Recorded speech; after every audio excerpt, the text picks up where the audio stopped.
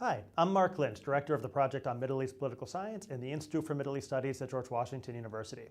Welcome back to the POMEPS Conversations, our series of chats with leading scholars in the field.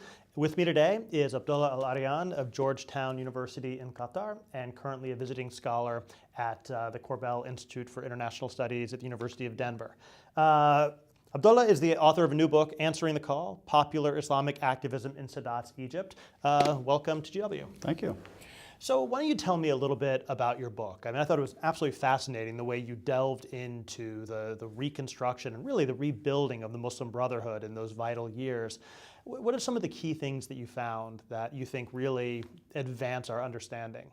Well, I think one of the main issues that we have in terms of our knowledge of the Muslim Brotherhood is that we've done so much historical work on the early period with Hassan al-Banna and just trying to understand that the period of the 30s and 40s until the clampdown by Gamal Abdel Nasser in the 1950s. And then after that, the scholarship sort of jumps forward quite a bit, and we get a lot of stuff under the Mubarak period, but we never really studied this critical decade of the 1970s and showing how the organization actually reconstituted itself in a very different kind of way than what we've seen before. And so part of what I set out to do when I did the fieldwork for this book was to go into Egypt and try to understand exactly what the Muslim Brotherhood determined to do once it was released from prison. And it simply wasn't just a resumption of the old organization. It was about completely reconstituting it in a different format. And one of the first things that jumps out at you is the fact that this was actually more of a story about student activism in the 1970s. Yeah, that was really interesting in the account, is how many of these people did not come out of the Muslim Brotherhood culture and structures. Right. This was a student movement at its heart of people who were religiously inspired, who were disillusioned by the Nasser experience, and decided to take on religious activism in a decidedly new fashion. In many ways, they were still the products of the Nasser era. So these are people who are upwardly mobile in Egyptian society, young professionals, people who are coming out of the countryside, newly urbanized, and beginning to take on more of a religious identity than what we'd seen in previous years. And they took that spirit to their student activist days. At the same time, Anwar Sadat, who was trying to shift Egypt out of the kind of leftist, secular Arab nationalist culture that Nasser had cultivated and the policies that Nasser had pursued, and instead trying to shape a very different kind of Egypt that was a little bit more religiously conservative and that was more open to the kind of economic liberalization measures that he wanted to pursue, and also his realignment away from the Soviet orbit and more perhaps toward the Western orbit. And so to do that, he enabled an open culture of activism to come out of the religious movement within the student body. And they organized themselves first in these things called Jama'at Islamiyya, these religious societies on campuses that then eventually decided to run for the student unions, to be able to gather the resources necessary to pursue their programmatic initiatives. And then the Muslim Brotherhood, for their part, the elders who had been released from prison by Sadat but were not given permission to actually reorganize, had a very key decision to make, whether they were actually going to still resume their activism or whether they were simply going to kind of fade away into the shadows, so to speak. And one of the things that's really interesting is how suspicious these leaders actually were of these student movements. And they want their energy, they want their cadres, but they don't want to give up control. And why do you think they chose as they did?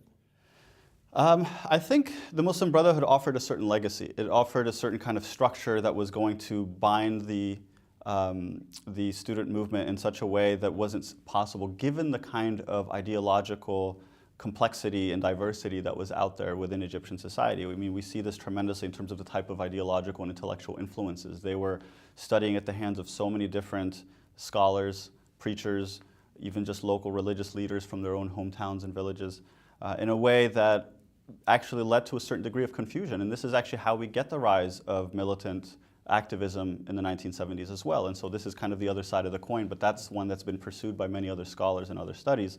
What happens is that the Muslim Brotherhood actually ends up becoming a moderating force, a place where people can go to continue to pursue their activism within society long after they've graduated from the universities and gone into society. And this is how we get them running in professional syndicates and eventually even into the Egyptian parliament. One of the things which is interesting is that one of the things that I take away from the book is that one of the reasons you end up with this, the famous social sector, the clinics and all these social service provisions is in part because so many of these student activists, actually that's what they were studying. They were studying to be doctors and teachers and that sort of thing. Do you see this as something which is just kind of a random quirk of nature, or was there something intrinsic to those types of people or this type of organization which made it likely that you would get this kind of move into society? I think it's a product of a couple of different factors. On the one hand, it is a product of Abdel Nasser's push for a greater technical education, so that by the time the Sadat era begins, the really privileged kind of social status comes out of people who pursue these kinds of professions. So medicine, engineering being sort of at the top of that. And so most of the brightest students within Egypt were often going to those kinds of colleges within the universities. But beyond that, it was also a product of the kind of opening that existed within society itself, because when Sadat then pursues the kind of economic liberalization measures, there's a kind of gap, there's a vacuum that exists within society in which those services are simply not being provided to ordinary Egyptians in the way that they were under Nasser. And so there's a kind of quid pro quo there where they now all of a sudden have a service to offer by opening these kinds of medical clinics and running for the professional syndicates of the medical doctors and other and engineers and others. And so in this sense, I think there's something to be said about the fact that the Muslim Brotherhood really recognized an opening when they saw it and decided to kind of take advantage of that. And this generation in particular is one that also doesn't lend itself to a tremendous degree of intellectual development. They're not actually offering anything new in terms of the traditional Muslim Brotherhood program. What they are offering is just an expansion of their services and offerings in a way that allows them to reach a greater depth of Egyptian society, not to mention the fact that many of them are actually coming from lower middle class families, and so they are much more in touch with the kinds of challenges that Egyptians are facing in a way that perhaps the kind of older elite of the Muslim Brotherhood that goes all the way back to the 1930s and 40s was simply not as in touch with those kinds of issues. A number of scholars like Khalil al-Nani have done a lot of writing on these generations within the Brotherhood. And it is kind of an interesting question about to what extent this generation that you're describing did or did not move into leadership positions in the organization. So what was the limit to what they were able to do in terms of reshaping it in their own image? Well, I think what we've seen is a couple of different things. I mean, on the one hand, you see a rise of this generation that is far more likely to promote engagement within Egyptian society. At the same time, a competing trend was developing within the elder class of the Muslim Brotherhood, specifically people like Mustafa Mashhur and Kamal al-Sananiri and others who were kind of part of this core group that reconstituted the movement. That was far more suspicious of Egyptian society, given their experience with Nasser. That was far more exclusive, trying to be more insular, trying to focus far more on discipline within the ranks, promoting a certain kind of hierarchical structure that was going to be the backbone of the organization going forward, especially given the kind of continued threats of repeated state repression. We see it at the very end of Sadat's life in 1981. We see it again, multiple waves of repression throughout the Mubarak period. And so there is something to be said about the need for caution coming from this camp.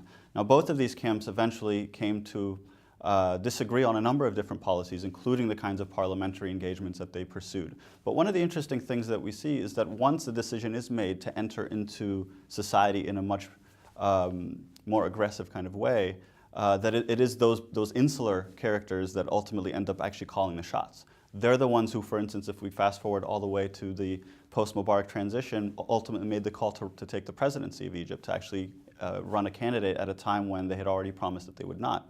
And so once they make that determination, they seemingly go all in because they want to kind of preserve and protect their gains in a way that those who are far more promoting of engagement would be more likely to work with other broader sectors of Egyptian society. So you look, the period between 2010 and 2012, a lot of the heroes of your book leave the Brotherhood, the Abul Futus and the Zafranis and people like that. So basically you end up with what you're describing. Maybe it didn't have to be that way. Maybe if you had had this other generation coming to power, they might have had a different approach to it. Do you think that was possible, or do you think this was hardwired into the organization that kind of the older guard was going to be in control at this key moment?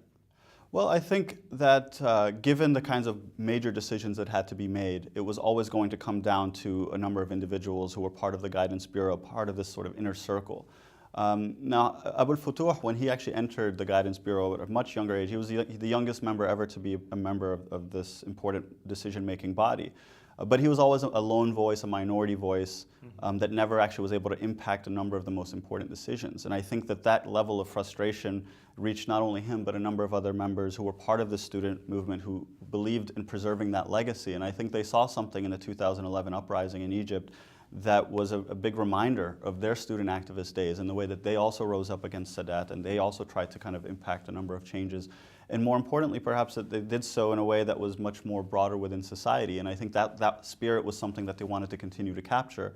And they were quite frustrated by the leadership of the Muslim Brotherhood that wanted to simply preserve its gains, that wanted to immediately establish a political party, and that started to practice this kind of divisive partisan politics at a time when Egypt required far more of a sort of revolutionary coalition. So in retrospect then, would you say that this grafting of the student movement onto the Muslim Brotherhood in the 1970s was a failure? I think it was ultimately a success, only insofar as this actually brought in a new wave of members and supporters for the organization that ultimately numbered probably in the millions in terms of what we see over the last few years, a number of supporters and members of the Muslim Brotherhood.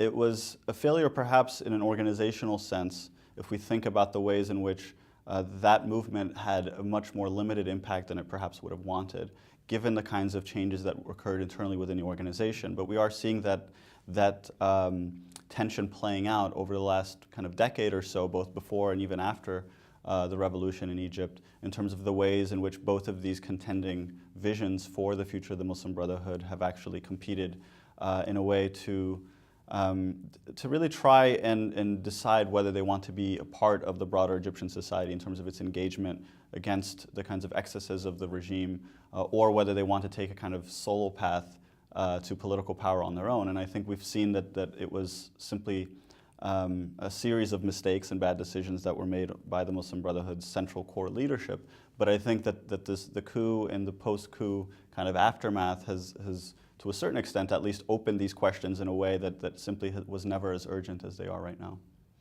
All right, well, thank you, Abdullah Al-Arian, Georgetown University in Qatar. Thanks for joining us. Thank you.